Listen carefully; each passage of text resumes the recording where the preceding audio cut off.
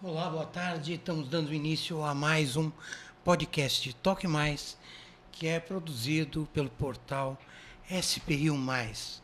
Eu sou o Zé Guilherme, a Lavínia está aqui do meu lado Tudo e o certo? nosso convidado de hoje é Fábio Asdente, advogado especializado em direito imobiliário e em regularização fundiária, formado pelo Mackenzie, tradicional escola lá em São Paulo. A gente tem como notícia básica que a questão fundiária no Brasil é uma questão muito problemática, né? Você estava falando ali na nossa conversa de bastidor que 50% da população não tem essa segurança fundiária, né? Nós precisamos discutir isso, né, Fábio? Boa tarde, Tá. Zé. Boa tarde, Lavinha. É um prazer imenso estar aqui com vocês. Sim, hoje o Brasil atravessa um problema gravíssimo de regularização fundiária, onde nós temos 60 milhões de imóveis, sendo que 30 milhões não têm a devida regularidade, né? São imóveis que ou a pessoa tem um compromisso de compra e venda, ou quiçá às vezes uma escritura, mas não tem o imóvel registrado, né? E isso causa um grande problema, porque as pessoas não têm a sua dignidade. Em primeiro lugar, a dignidade da moradia, que é tutelado pela Constituição Federal de 1988, artigo 6º. Todos têm direito à moradia. E o problema que desenvolve isso é o fato que as pessoas não podem ter o lastro que o imóvel gera, né? Que é o imóvel a gente considera a força motriz da economia moderna, né? E aqui em São José, como que a gente está em termos de regularização? Os candidatos à prefeitura estão interessados nesse tema? Precisam ser convocados? Precisam. O Zé já tocou no assunto espinhoso, mas a gente tem que tocar nesse assunto. É um assunto que tem que ser enfrentado de frente. É uma problemática também da cidade, né? A gente fala em 150 comunidades irregulares ou clandestinas na cidade de São José dos Campos. E isso merece sim, merece uma atenção especial de todos os candidatos. Aliás, eu tenho certeza que assim que eles forem sabatinados por vocês, depois dessa entrevista, a gente vai ter um olhar diferente, né? Já que eles Acho. têm que ser questionados quanto a isso. Temos um problema, temos uma ferramenta, a lei da regularização da fundiária urbana. Como vamos resolver, né? E São José tem feito um trabalho desde 2011, que se iniciou com Carlinhos de Almeida, né, que ele regularizou o primeiro bairro de São José dos Campos, que foi o Jardim Mesquita, e com isso cada futuro prefeito foi colocando a sua pedrinha para montar esse muro. Hoje, o prefeito o prefeito Anderson tem uma diretoria de regularização fundiária, tem feito esse trabalho, né? mas que pode ser melhorado. Na minha visão, é um trabalho que pode ser desenvolvido mais a fundo para que a gente consiga o quê? Para que a gente consiga zerar o problema dos imóveis irregulares em São José dos Campos. E como que está o andamento das regularizações aqui em São José? Porque, segundo alguns dados que vocês passaram para a gente, em 2021 foram mais de 1.000 unidades regularizadas, mas esse número caiu um pouco nos últimos entre 2022 e 2023. Como que está o caminhar Exato, das você está regularizações aqui? muito bem informada. Houve realmente um avanço e depois uma queda no número de regularizações. A que deve é isso. Em 2000, e aí a gente tem que fazer um resumo histórico para a gente entender melhor, fazer uma linha do tempo, né? O que aconteceu? Em 1988, a Constituição determinou que todos têm o direito à moradia. Em 2001, a gente teve o Estatuto da Cidade. E o Estatuto da Cidade, ele determinou uma série de avanços na área imobiliária. Primeiro, quanto ao plano diretor, né, que a cidade ia se programar de 10 em 10 anos, e também determinou a necessidade de se regular, de fazer a regularização fundiária dos imóveis. Pois bem, era uma lei, não determinou o procedimento, não determinou os critérios. Né? Se viu o problema, se enxergou o problema gigantesco que existia, pois a gente vem de muito tempo atrás, né? Depois do êxodo rural, onde a sociedade brasileira em 1940 era 25% urbana. Em 1970, ela já foi para 75%. E isso foi avançando com o tempo e a problemática foi aumentando. Surgiu o problema. Em 2005, já se começa a se promulgar leis para que faça com que o problema tenha recursos, através do Banco de Desenvolvimento. Em 2009, se inicia o embrião da lei de REURB.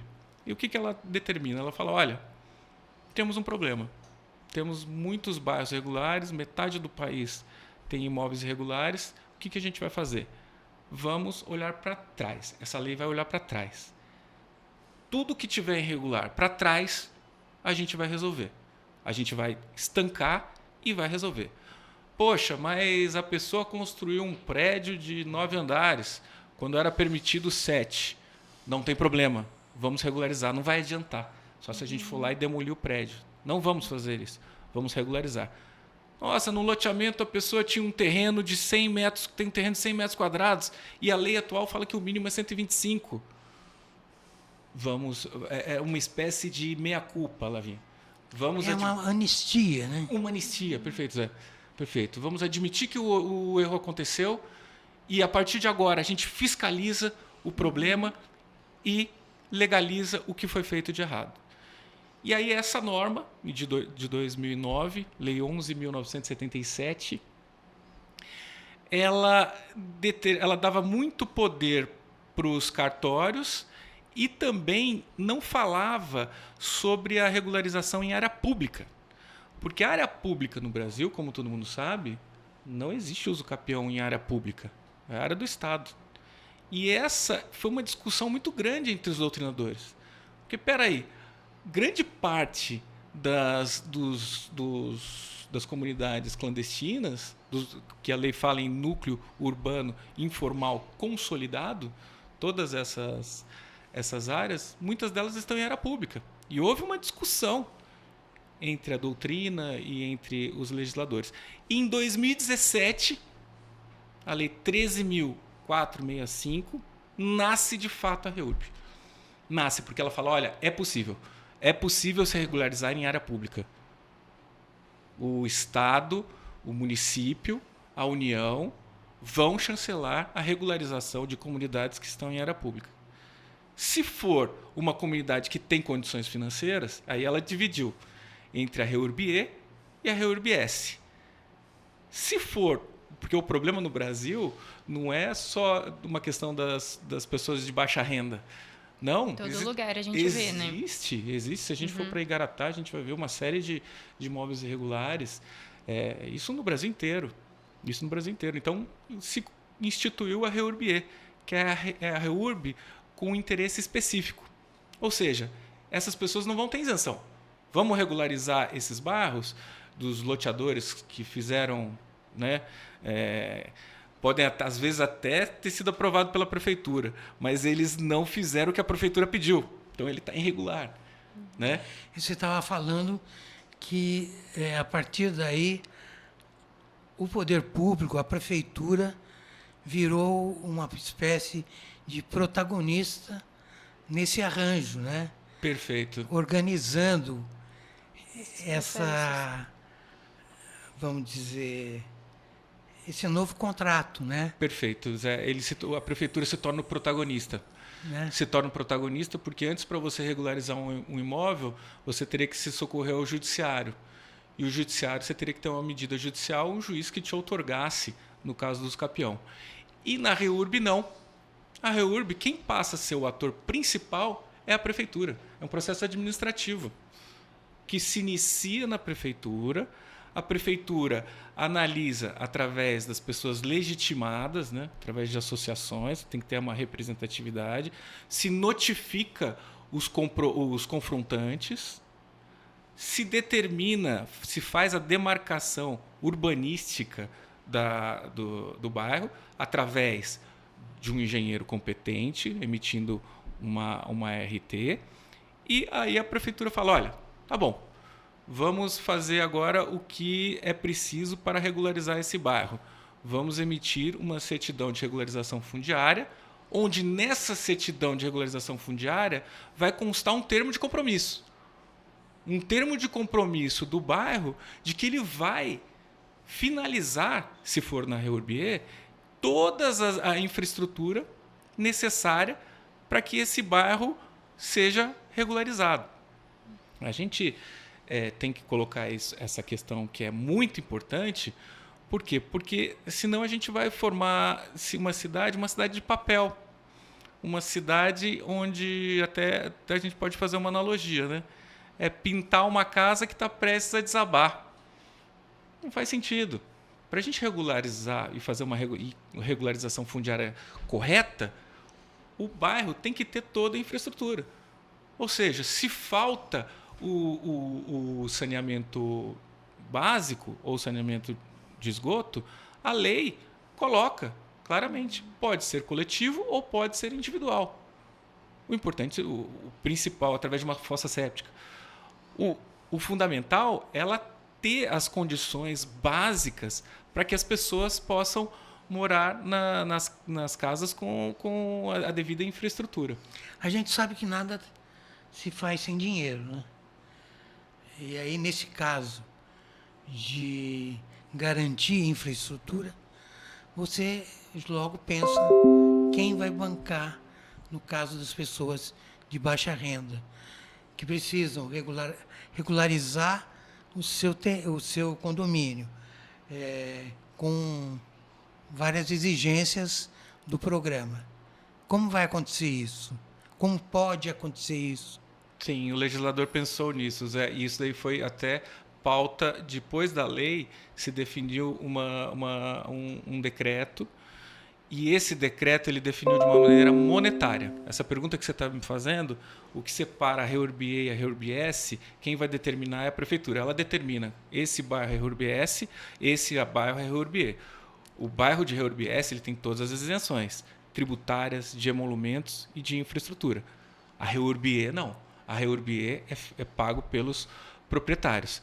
Então, como havia essa dicotomia, essa diferença entre como determinar isso, essa nova lei determinou 5 salários mínimos da renda familiar é o que vai definir se o bairro tem a REURB-E ou se o bairro pode ter os benefícios da REURB-S.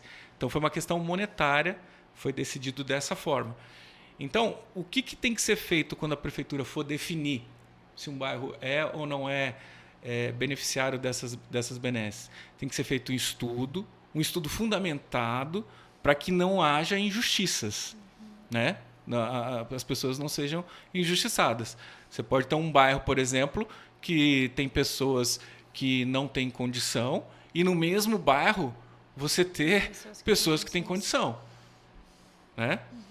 Está com a sua piscina lá. Está com a sua piscina. Ar-condicionado. Na prefeitura não pode hoje, que é através do Google Earth, né? Você vai falar assim, olha, esse bairro aqui é um bairro de pessoas com uma alta capacidade financeira porque tem piscina. Né? Isso aí não pode ser um critério. Então, o critério tem que ser bem fundamentado. E como que faz para poder buscar pela regularização fundiária? Eu sou uma pessoa que moro lá num imóvel que está irregular. Como que eu busco pelos meus direitos? Lavinha, eu vou fazer uma primeira crítica à lei da REURB, E te responder a pergunta. Eu acho que a primeira coisa deveria ser que o advogado deveria ser indispensável nesse processo. Né? O advogado ele tem um conhecimento muito grande em procedimento, em saneamento de processo. Ele deveria participar, ele deveria constar na norma, assim como no uso capião, na lei de uso capião, judicial e extrajudicial, se coloca lá, é indispensável a presença do advogado.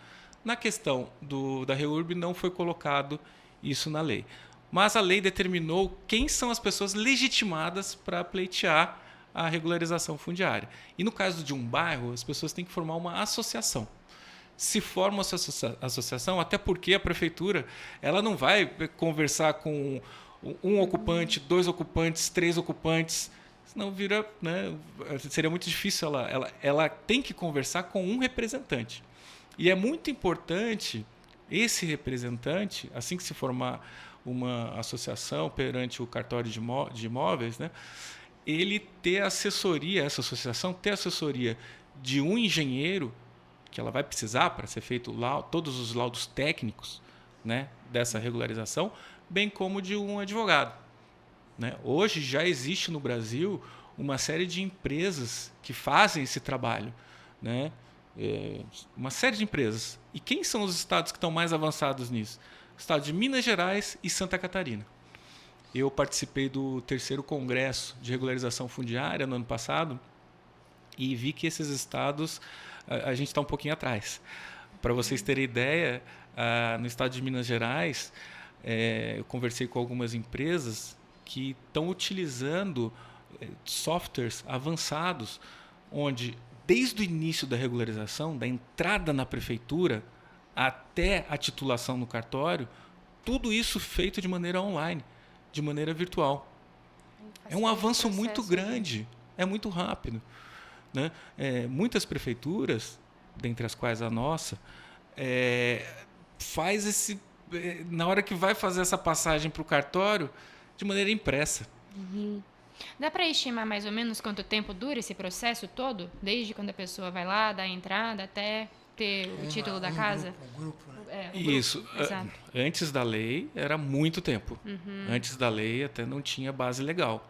Agora, com a lei, existe a possibilidade do problema, se a prefeitura tiver um quadro de pessoas capacitadas para resolver, as associações forem bem representadas, a sociedade civil é importante participar desse processo. Tenho conversado com o presidente da OAB aqui de São José, o Cajura, para que a gente forme comissões de regularização fundiária com a participação da sociedade civil. Com o objetivo... Desculpa. Eu imagino, né, que... vou voltar um pouquinho, que para uma pessoa que está lá nesse condomínio irregular, né, aqui haver uma faísca, né? Sim, tem algum interesse. Quer dizer, ali. a pessoa vai ver lá, poxa, o nosso bairro podia Tem um ter asfalto. um asfalto. Sim, a gente podia melhorar a iluminação. Eu acho que a partir desses pontos que um grupo de pessoas se reúne para pleitear. Exato. Eu acho que é assim que funciona em toda a redação, por exemplo. Se eles se reúnem ali porque querem um cafezinho mais gostoso. Sim. Ou eles querem um posto de saúde, né, Zé? Ou eles querem uma assistência do Estado maior. Você vê que nasce de uma... tem essa... faísca, esse início. Esse início, né? Para pegar Sim. fogo e para daí uma pessoa mais exposta, ou mais esclarecida, ou mais dinâmica. Vai representar, e né? representá-lo. Né? Porque essas associações também têm suas regras de funcionamento, não é isso? Exato, não é só para, como você falou, a faísca inicial. Porque depois, que o bairro estiver regularizado, a gente vai passar por uma outra fase. A fase da fiscalização, a fase do posto de saúde, a fase das melhorias. E essa associação vai ser fundamental, porque aí a organização já foi feita. Né? Então, quando me parece que quando essa associação nasce junto com o projeto coletivo, ela tem mais chance de sucesso. Tem. Tem, até para você ter uma representatividade maior e você ter a legitimidade, né? Para se iniciar o processo. E depois que é feita a CRF, a Certidão de Regularização Fundiária, a prefeitura emite esse documento com um termo de compromisso de que essa associação vai ter que assumir, olha, vai ter que fazer uma galeria pluvial aqui. Vai ser compartilhado, tratando, por exemplo, da Reurbier, vai ser compartilhado esse custo entre os associados, que posteriormente eles podem até, numa ação regressiva, cobrar dos loteadores que fizeram de maneira irregular. Não é? Ter esse, de repente, esse cashback do que foi gasto na realização dessa obra. Com o termo de compromisso e com a relação de todos os moradores, é levado ao cartório e o cartório vai fazer uma espécie de checklist, vai fazer uma espécie de verificação de todo o material que foi coletado. Não tendo nenhum vício de consentimento ou nenhum vício jurídico, é emitido o título e assim a pessoa vai ter o seu imóvel matriculado, né? Não, eu só queria... para entender, para as pessoas também entenderem que regularização fundiária é diferente de uso capião. Até antes dessa entrevista, Sim. eu não sabia direito o que era uso capião. Tive que ali pesquisar, mas para a população no geral. Você poderia explicar quais são as diferenças, o que é um e o que é outro, só para ficar bem entendido que as duas coisas realmente são diferentes, elas não são a mesma coisa. Ótimo, ótimo. É bom para ficar bem claro. Uso capião, o que é o uso capião? É a posse mansa e pacífica e ininterrupta. Ou seja, eu estou com a posse desse imóvel, e aí vai depender de qual uso capião, ordinário, extraordinário, urbano, especial, tem uma série de modalidades de uso capião. Mas todos se referem à posse mansa e pacífica. Estou no meu imóvel, não fui turbado, coloquei a luz, ninguém veio, arrumei o terreno, fui criando uma relação com o imóvel e durante muito tempo eu tenho como provar isso. E aí eu consigo o quê? Através do tempo eu consigo a propriedade, certo? Agora, a regularização fundiária urbana da Lei 13.465 de 2017, ela vai um pouquinho além. Ela busca a coletividade. Ela quer resolver um problema maior. Esse é o foco da REURB. E ela é colocado um marco temporal. O marco temporal que a lei determinou é dezembro de 2016. O que tiver para trás de 2016, a gente vai, de certa forma, fechar os olhos, por mais que tenham irregularidades, e a gente vai procurar resolver esses problemas. Como eu tinha explicado antes. Poxa, eu tenho um terreno de 100 metros. A lei determina 125. Não tem problema. Vamos resolver. Vamos olhar para trás e, a partir de agora, a gente procura fiscalizar para o problema não acontecer novamente. Fábio, esse encontro onde vocês vão discutir essas questões, né? Quer dizer, quando tem esses encontros é porque ainda não há certamente um consenso, há muitas arestas para serem aparadas até que a coisa comece a funcionar de maneira natural. Ainda me parece que vocês ainda precisam discutir bastante essas questões, né? Com todas as partes envolvidas. Você me corrija se eu estiver errado. Eu queria saber um pouco sobre esse encontro, né? Advogados, engenheiros, especialistas vão estar reunidos aí na OAB no dia 6 de agosto, né? 6 de no agosto. dia 6, para discutir essas questões. Eu estou certo nessa coisa de vamos trocar ideias de uma coisa que começa agora a se organizar? Perfeito, você está certíssimo. A REURB é uma lei muito nova, ela tem 7 anos. Está indo para a adolescência ainda, nem está na fase infantil. Ela está começando. E aí cabe a gente discutir um pouco a questão do como ela foi recebida e o que existe. Aí eu vou discutir ela juridicamente, né? Rapidamente para a gente entender. Existem algumas ações diretas de inconstitucionalidade. Toda vez que uma lei é aprovada, ela pode ser objeto de ação direta de inconstitucionalidade. E alguns partidos ingressaram com ação direta de inconstitucionalidade, entre eles o PT, alegando alguns motivos. E essas ações diretas de inconstitucionalidade, quem tá julgando é o ministro Fux. O ministro Fux, ele não concedeu o efeito suspensivo, porque foi pedido o efeito suspensivo para que a lei não entrasse em vigor, e ele não concedeu o efeito suspensivo. Ele está dizendo: a lei vale, a lei é de interesse social, não vou discutir agora o mérito, mas, por enquanto, pediu vistas, né? Esse processo está em vistas com o ministro Fux, e ele está analisando esse processo.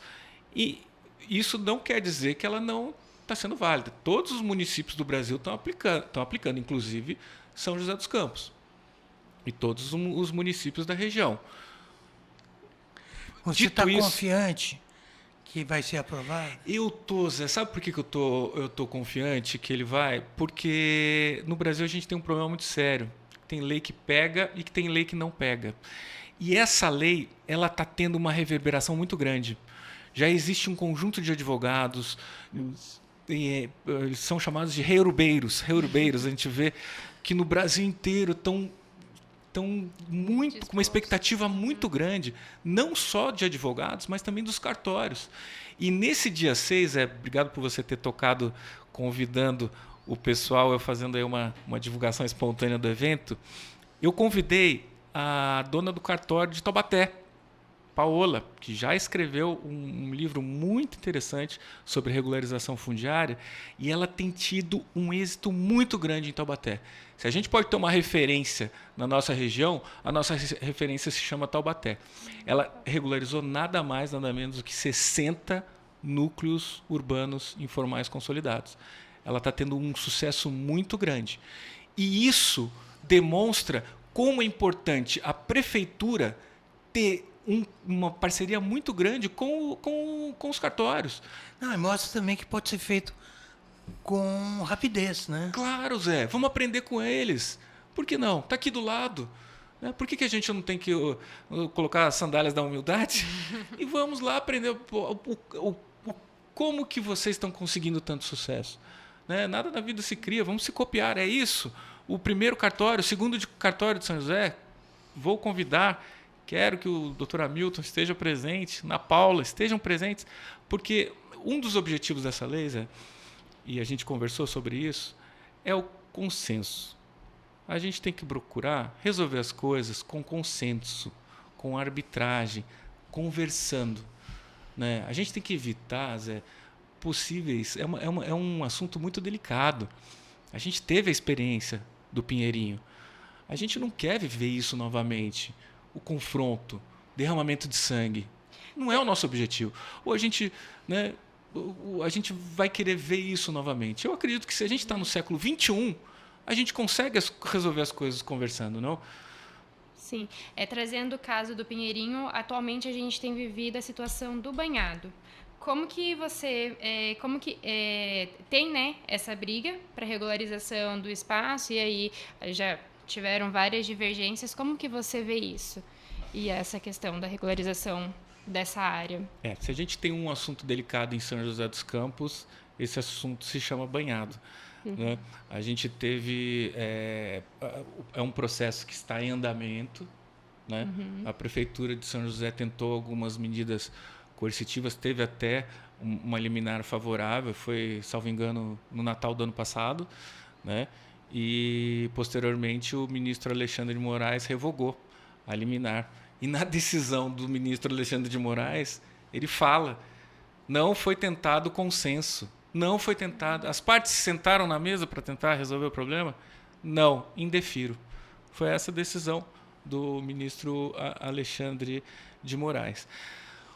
O banhado, a comunidade do banhado, ela se encontra numa área de preservação ambiental. Né? A lei está a favor da comunidade do banhado. Tanto que a Defensoria Pública bate nessa tecla. A REURB permite que a REURB-S, né, social, que seja tutelada e que seja regularizada. E a prefeitura tem outros planos para São José. Ela entende que ali não é um local adequado e que as pessoas deveriam ser removidas de lá. Não temos um consenso ali. Seria muita arrogância da minha parte achar que é um problema muito simples de se resolver. Não é um problema simples. Mas, no meu entendimento, e você está pedindo a minha opinião, eu entendo que todos nós somos escravos da lei. A lei, nós temos que seguir a lei. Não o que a prefeitura quer, não o que a comunidade quer, mas o que a lei determinou. A lei coloca que é possível, desde que, e enumera uma série de fatores que a comunidade de lá teria que respeitar. E um dos primeiros é o respeito ao meio ambiente. Né? O meio ambiente não pode ser prejudicado ali, naquela situação. Então, a comunidade, no meu entendimento, poderia ser mantida lá, desde que se respeite todos os requisitos que foram determinados pela lei. E não são poucos. Não são poucos. Uma questão de educação ambiental é necessária pela população que mora lá. Né? Então, evitar um derramamento de sangue, sabe, Lavinha? Eu acho que a gente tem que pensar muito nisso. A gente não quer viver de novo o que a gente viveu no Pinheirinho. Né? E a gente tem que entender também que o nosso país é um país desigual, Zé. Nós temos um dever de ajudar as pessoas que são mais de baixa renda. É nosso dever.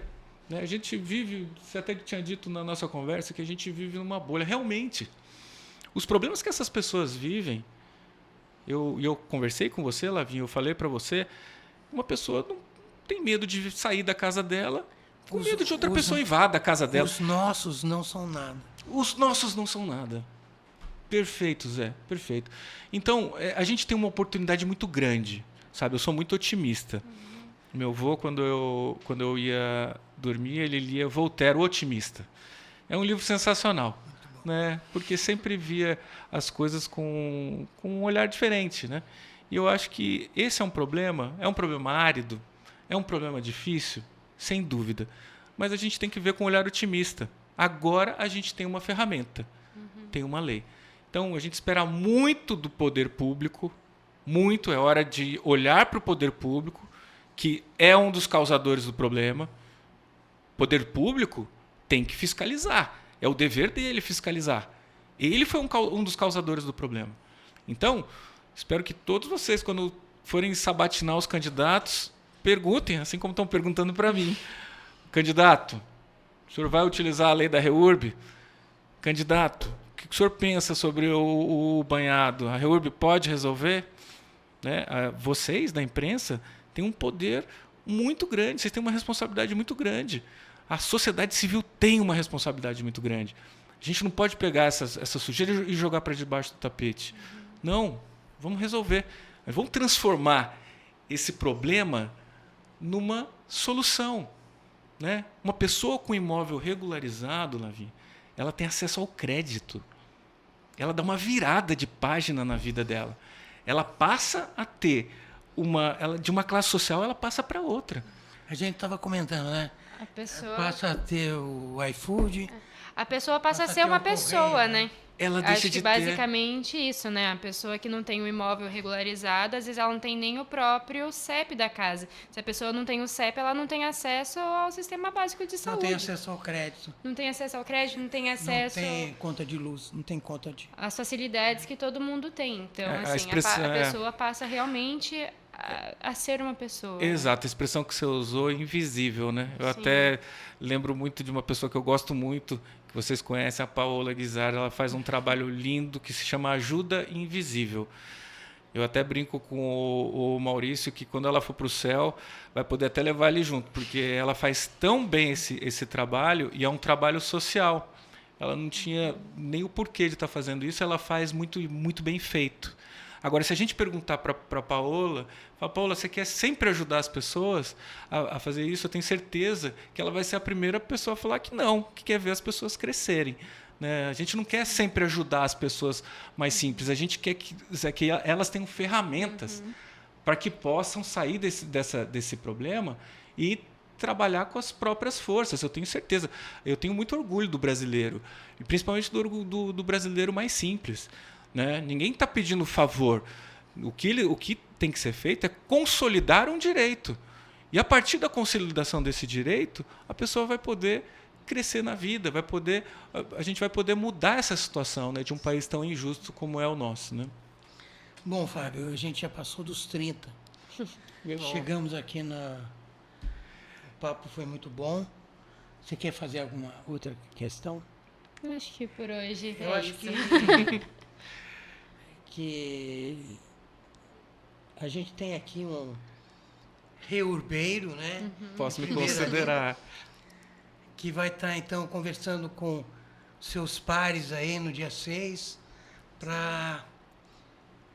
Quanta coisa que a gente pode conversar a partir dessa questão, né, do reordenamento imobiliário, fundiário. Obrigado, Eu Zé. agradeço muito a sua participação. Eu que Espero agradeço. que venha mais vezes Obrigado. para falar sobre outros assuntos. Obrigado, Zé. Eu convido a todos os advogados, não só os advogados, convido aos engenheiros, os assistentes sociais, que são muito importantes, principalmente na fase de cadastro da REURB, a participarem no dia 6 de agosto, às 19 horas, na sede da OAB daqui de São José dos Campos. É importante a sociedade civil participar desse procedimento. Né? Não vamos delegar isso ao poder público tão somente. Né? Eu acho que a gente tem que todos dar as mãos, vocês também, jornalistas, que fazem um trabalho tão importante de cobrança dos nossos representantes, e a gente tem que se unir para querer um país melhor. Né? Muito bem. Essa nossa entrevista fica gravada e estará disponível em todos os nossos canais, né? Onde mais? Spotify, Spotify. no YouTube, em todos os lugares. Muito obrigado. Até a próxima. Obrigado.